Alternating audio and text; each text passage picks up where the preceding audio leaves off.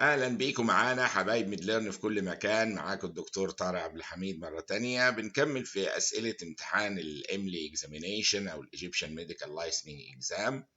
فعندي هنا حاله بتقول 65 year old man collapses in the street، يعني راجل عنده 65 سنه فجاه collapsed وهو ماشي في الشارع. On examination he has an umbilical mass that is expansile and pulsatile. هو شوفوا انا قبل حتى ما اكمل السؤال وهقف هنا لحظه واحده.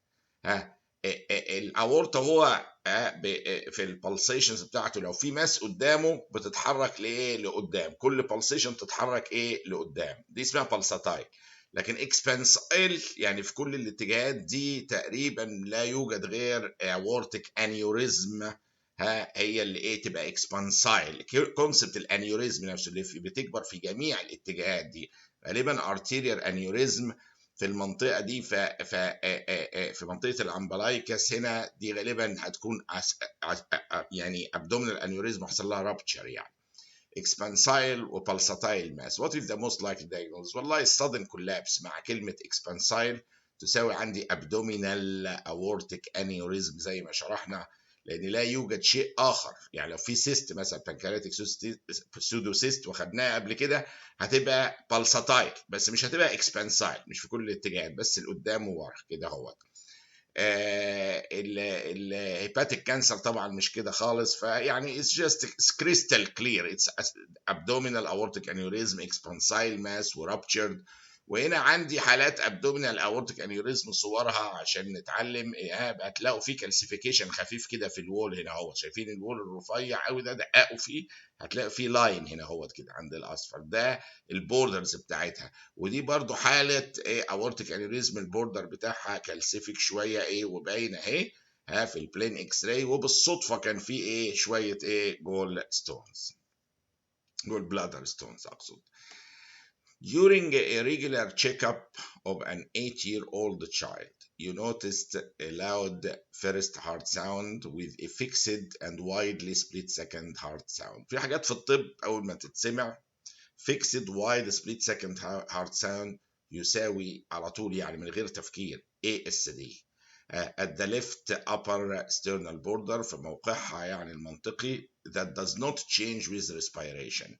يعني هي اللي هي كونسبت فيكسد، هو المفروض لما انا اسحب دم في الانسبيريشن يروح للرايت سايد اوف ذا هارت، ادي الاورتيك كومبوننت وادي البلمونري، وشرحناها في الكارديولوجي. البلمونري هتبقى ديلايد هتتاخر لان انا زودت الفينس ريتيرن على الرايت سايد فياخد وقت، فتبص تلاقي طبيعي مع الانسبيريشن السبليتنج ايه يوسع يرجع يضيق تاني مع الانسبيريشن مع الاكسبيريشن. مع الانسبيريشن مور فينس ريتيرن مور تايم نيدد، فالبلمونري كومبوننت على الرايت سايد اوف ذا هارت هيجي ايه هيتاخر توسع.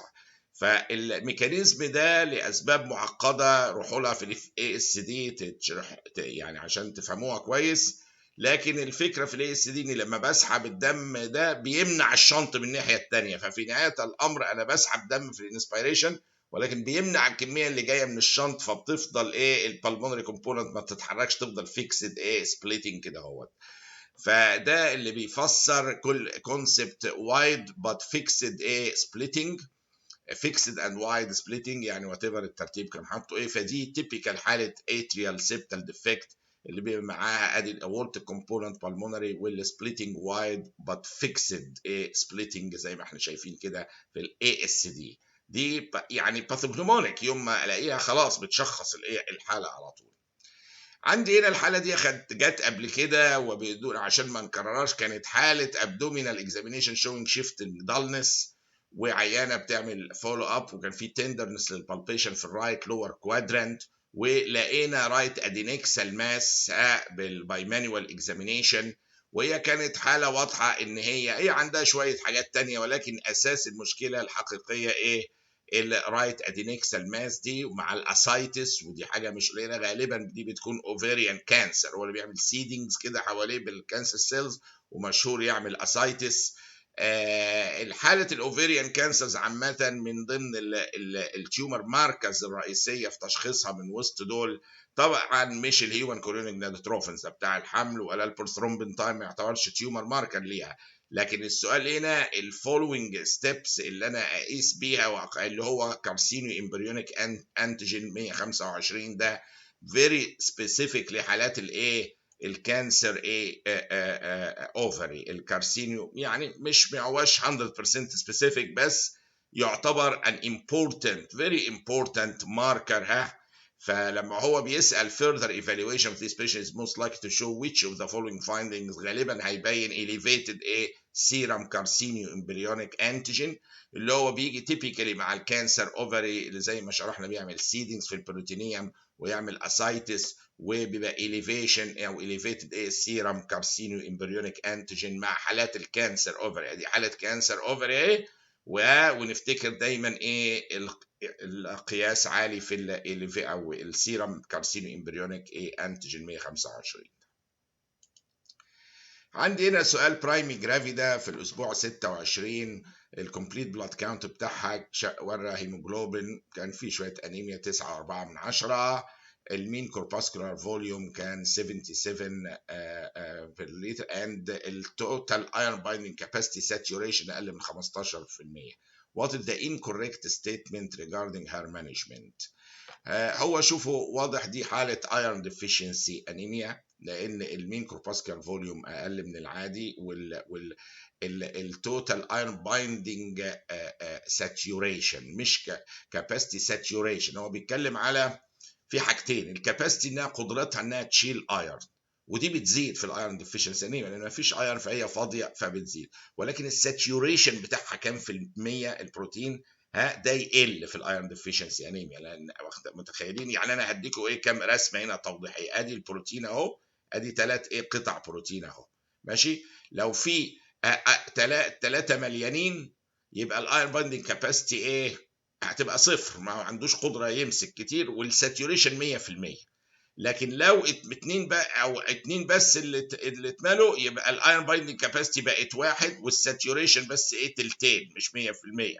فهي الساتوريشن يعني هيبقى متناقض مع الكاباسيتي، كل ما تقل الساتوريشن تزيد الايرون بايندينج كاباسيتي. فهو هنا بيتكلم على حته لابد نلحظها ان هو بيتكلم على الساتوريشن كان اقل من 15%، واضح انها ايرون ديفيشنسي انيميا. فهو هنا عامل مجموعه حاجات يعني ريكومندد اورال دوز اوف اليمنتال ايرون 150 ل 300 مللي جرام بير داي تمام. اورال ايرون ثيرابي مي كوز كونستيبيشن 100% مظبوط. من سايد افكتس بتاع الاورال ايرون ثيرابي كونستيبيشن. بارنترال ايرون ثيرابي مايت انديوس تيراتوجينيك افكتس. دي بقى الكلمه الغلط هنا، لان البارنترال ايرون ثيرابي بتعتبر يعني ريلاتيفلي سيف، يعني في بريكوشنز معينه لازم تتاخد عشان احتمالات انفلاكسس وغيرها، ونعمل لكم فيديو كامل لشرحها.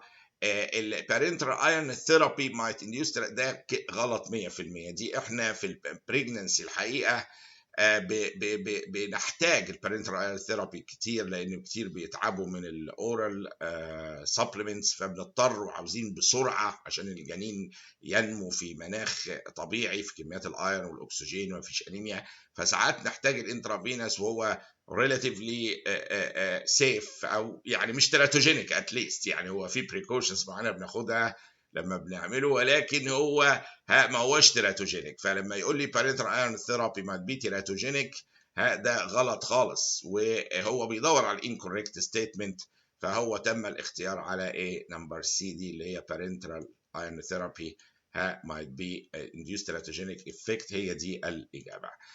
فبنكررها البارنترال ايرون ثيرابي is safely used in pregnant women with severe iron deficiency anemia. بنحتاجه كتير عشان نعوض بسرعه النيدز. السؤال ده بيقول 12 years old girl is brought to the GP by her mother having noticed a painless swelling on the left side of her neck following a recent cold. On examination يعني جالها common cold وبعدها هي لاحظت ماس هنا هوت في الليفت سايد بتاع النك هنا. On examination there is a smooth fluctuant non-tender swelling anterior to the sternocleidomastoid muscle. What or which of the following is the most likely diagnosis؟ يعني which one of the following is the most likely diagnosis؟ هو هنا طالما بيقول لي ماس سيستك كده قدام anterior sternocleidomastoid muscle يبقى غالبا بيتكلم على مجموعه البرانكيال سيستس اللي هي بتيجي ماس في النك، معذره في النك هنا اهوت كده، وكتير منها بيبقى كونكتد للفارنكس، فبيحصل مع فارنجال انفكشن ان يحصل سم اكسوديشن، تتملي تقوم تبقى تظهر اكتر بعد الكولد. ولكن هي تيبيكالي البرانكيال سيست بتبقى انتيريور للسترنوكليدوماستويد ماسل، وهي دي الماس اللي في النك انتيريور للسترنوكليدوماستويد ماسل. مهم قوي نضع الديفرنشال بتاعنا اللي هو البرانكيال سيست. طبعا سيرفايكال ريب مش كده خالص، مش هيتاثر بالفلو. الثايروجلوسال سيست بتبقى هنا، فلكن اللي في السايد بتاع النك دهيت زي ما قال ليفت سايد بتاع النك وانتيريور للسترنوكليدوماستويد، دي مع الوصف ده تيبيكال برانكيال سيست زي ما ذكرنا. معذره ادي صوره البرانكيال سيست مره اخرى اهي اللي بنتكلم عنها. والى اللقاء مع الاسئله القادمه باذن الله.